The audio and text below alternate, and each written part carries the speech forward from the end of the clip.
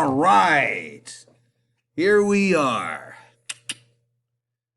APES. Finishing off chapter 16, guys. We got a few objectives to accomplish. We've been talking about renewable energy sources. We've talked about the wind. We've talked about solar. Oh my goodness. We talked about biofuels like ethanol. Anybody? Does anybody remember ethanol? Oh, yeah. You probably have some of it in your gasoline. All right. This is Grandmaster C coming from Western Central here today for this. This is not a live recording, not when you get it, but it is for me. All right. Let's take a look at a few things here. For one thing, let's get into geothermal energy. For our objective here, because we're going to talk about geothermal energy, we're going to talk about hydrogen as well, and as they say, let's get this party started. Okay, so for us, there's a lot of potential, certainly for geothermal. Okay, heat, electricity. You don't have much of an environmental impact. Okay, however, it's not widespread. That's just the reality of it. So when we look at it, geo, all right, you have to look at it from that perspective of geo. Geo meaning earth, thermal meaning heat. So it's an earth heat. Now, where is that coming from? Well, the geothermal energy, we have it in the soil, we have it in underground rocks, and fluids in the earth's mantle. But why can't we just get it anywhere on the planet? Pretty much the reason is you need a volcanic source that's fairly close to the surface in order for us to take advantage of it. Mammoth Lakes, for example, in California, that's about 360 miles to the north of us. Well, that, ladies and gentlemen, would be an example of geothermal. They have a geothermal power plant there. So, of course, they use a heat pump system there. It is reliable, it's consistent. Yeah, it's environmentally clean. And it is relatively cost effective to cool or heat a space. That is true. Okay. So the U.S. is the world's largest producers of hydrothermal reservoirs. Now this, of course, ladies and gentlemen, if you look at the picture there, that's when we deal with geothermal heating and geothermal cooling. And this is where you have to put pipes in the earth in order to make that happen. Okay, and that's kind of useful. All right, but there are some issues with the geothermal. Okay, one of those, it costs you a lot of money to tap into those hydrothermal reservoirs. Certainly, it is possible that those reservoirs could be depleted. Okay, and at the same time, it could create earthquakes. Well, why earthquakes?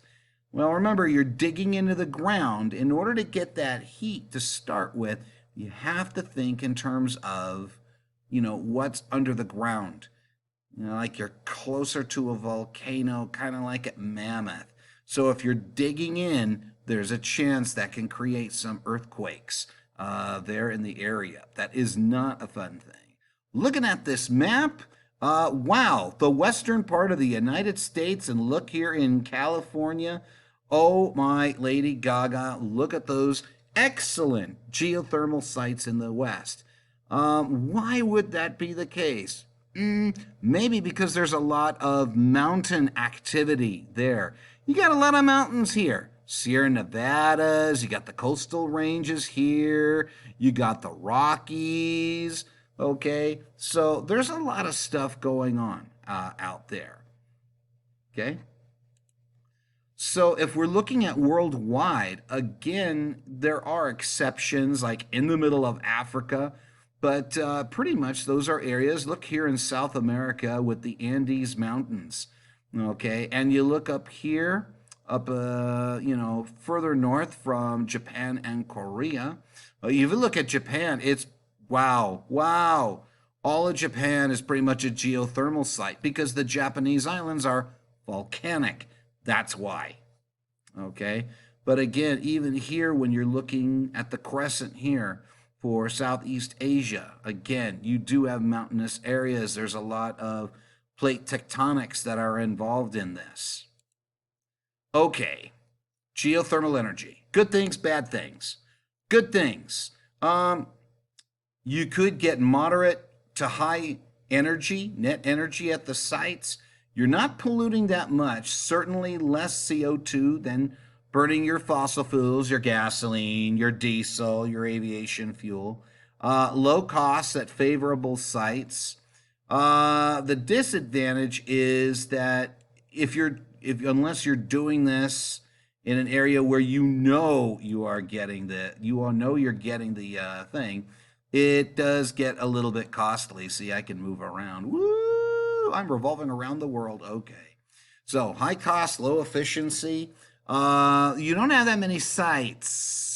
That's a scarcity. And is there going to be noise and some carbon dioxide emissions? Well, it's true for anything.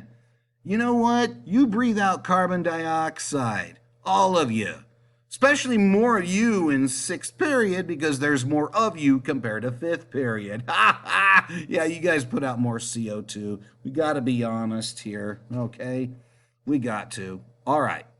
So that's pretty much for geothermal energy, okay?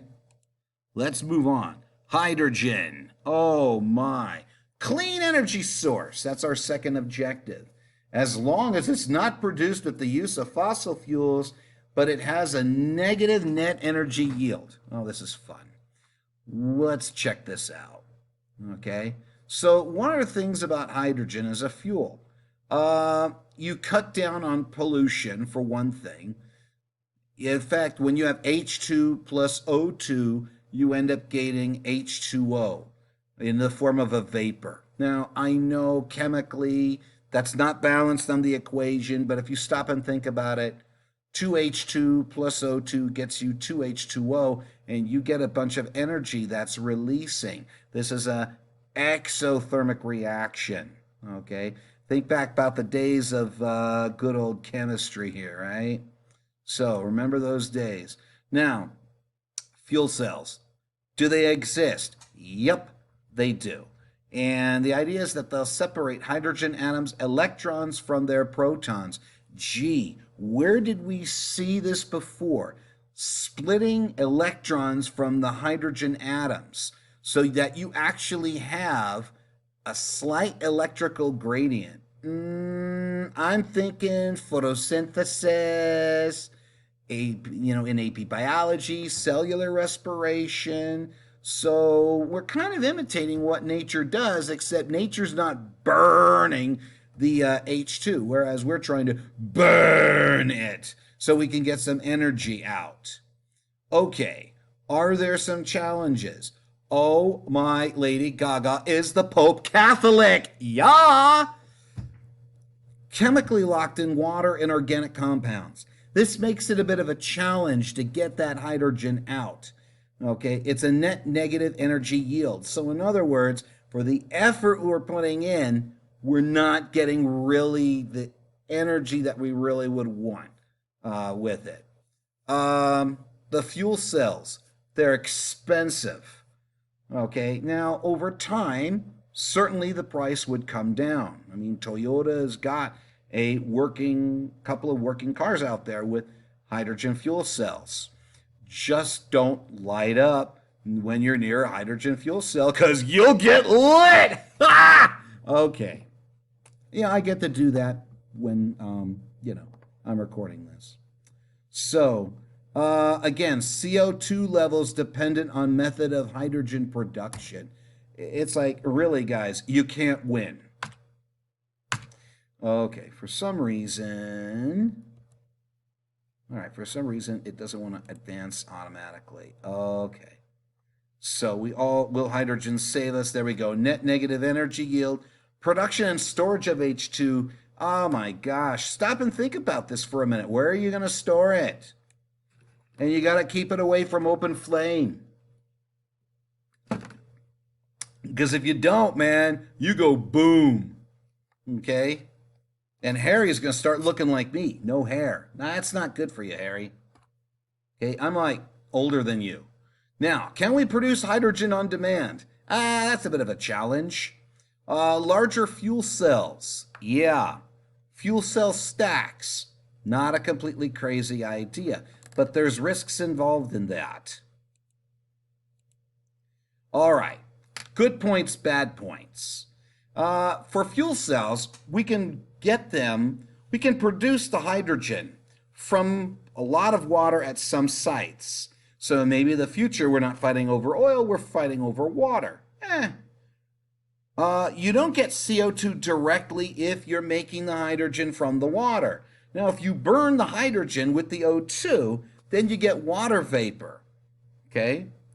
Is it a good substitute for oil? Sure. It's pretty efficient. 45 to 65% in fuel cells. The downside is negative net energy yield. I think that's going to go down if we get better with our technology. Okay?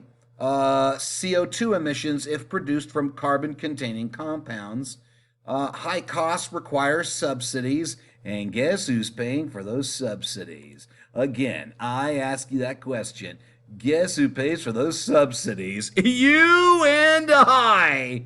Okay? So you need hydrogen, storage, and a distribution system as well. This is not that easy, guys, but this is a possible future supply source. Can we make more hydrogen out of this? Okay, boom, I'm back. All right.